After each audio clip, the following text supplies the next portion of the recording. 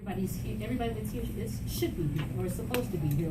It's God ordained, it's God orchestrated. That's just how crazy I am to believe God can do stuff like He does. So I'm going to start off, and I'm going to talk a little bit. I'm going to take it from Genesis 1. Pastor Ron has always said that if you understand what's in the book of Genesis, you'll understand. It sets a precedence for the entire Bible. So there are three passages that I'm going to focus on. It's Genesis 1 and 2, Exodus 10, 21 through 23, Luke 23, 44, and 24, 1. So write those down. And I may have some folks read that for me because, if I'm all over the place, DJ, I may just read it. And then at the end of today, I'm going to have a lot of us, we're going to participate in an exercise. Because above all else, I'm a worshiper and a worship leader, worship instructor. And I always like to end what I share with some type of instructions or some type of exhortation to share with you that worship and praise should be a part of your everyday life. And how do we do that, Karen, when things are going so crazy? So I want to share that at the end of this message. Genesis 1. 1 and 2. Before I go there, let me just say this. There's a space between the beginning of a thing and the end of a thing. We all might experience in between that space something called darkness. In Genesis 1:1, we're going to talk about that in just a minute. We're going to read that.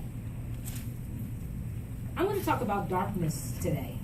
And usually in our ministry, we like to talk about not so much as the negative side of things, but or the brighter side of things. But I want to talk a little bit about darkness, because darkness is not a bad thing. No. It's not a bad thing. But many times we find ourselves in a very dark place. We find ourselves where we can't seem to make sound decisions. We can't decide if I'm going to go left or if I'm going to go right. We're at a crossroads. Sometimes we're at a crossroads in our lives when it relates to our job, our children, our relationships. This darkness or this dark place, I always say that Murphy's Law is in full effect. What can go wrong will go wrong. It's from the beginning of a thing and you're looking to get to the end of that thing. In between there sometimes, there's this dark space. We find ourselves in a place of uncertainty. We find ourselves thinking, did I make the right decision by doing what I did or saying what I said? Should I move forward with that decision or should I just stand still? The place is where nothing seems to be going as planned. Sometimes we experience death. Sometimes we experience breakups. It's the in-between time. It's in the meantime. It's the space between the call and the answer. It's the space between the prayer and the promise.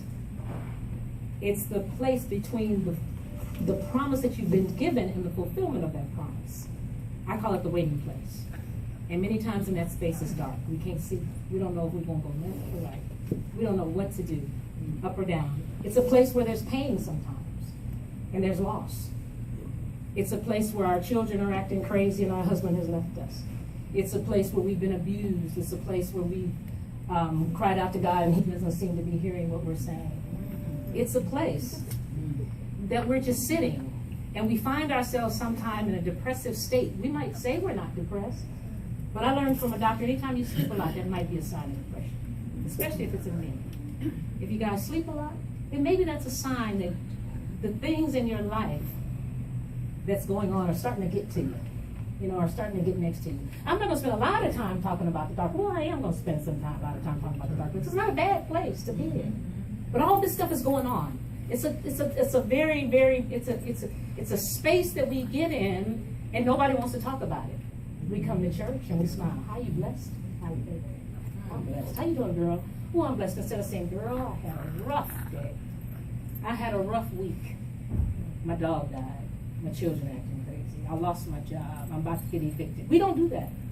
We don't do that because we're afraid of what people will say to us. We're afraid of what people might think about us.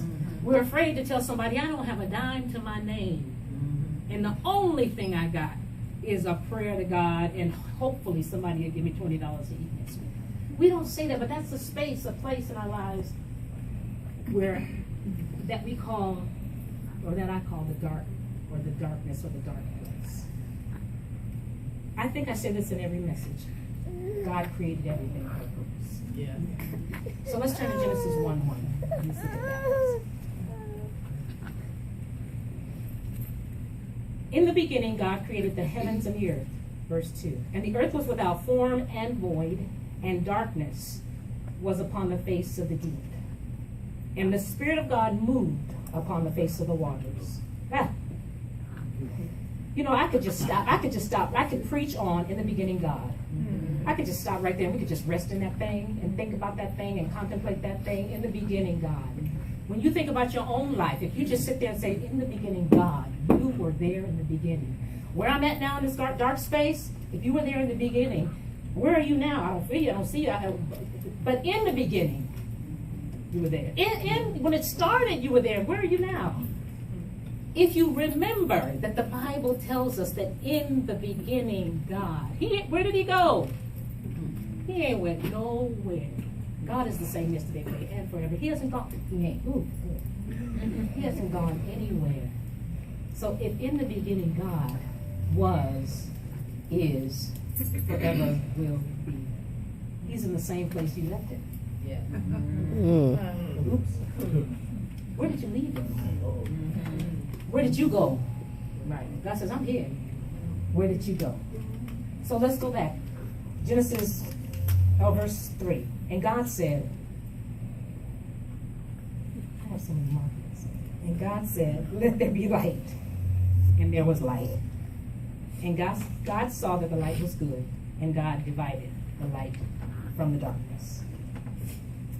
In this narrative in Genesis, you know, there's lots of stories about the creation story. There's lots of theories about the creation story. We're just going to deal with those first 4 sentences. If you haven't been in a dark place, don't worry. At some point in time, you'll get there. Yeah. It's unfortunate to say. Because in the beginning, God created the heaven and the earth was without form and void, and darkness was upon the face of the deep.